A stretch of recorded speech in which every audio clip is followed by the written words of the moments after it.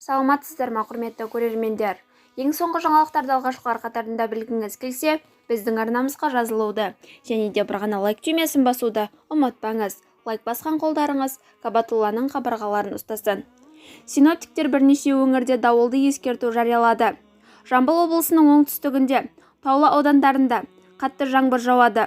10-11 сәуірде оңтүстік-батыстан жел соғады.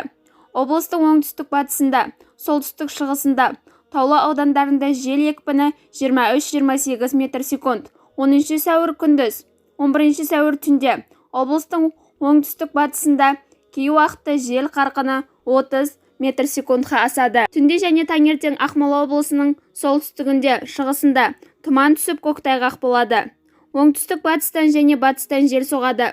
Облыстың солтүстігінде, шығысында желдің күші 15-20 метр секундқа жетеді. 10 сәуірде Батыс Қазақстан облысының оңтүстік-батысында, батысында тұман түседі. Түнде облыстың солтүстік-батысында, солтүстігінде топырақ бетінде 3 градус үсік жүреді. Бізді бақылауды жалғастырыңыз. Арнамызға жазылып, бір ғана лайк түймесін басуды ұмытпаңыз. Сау саламат болыңыз.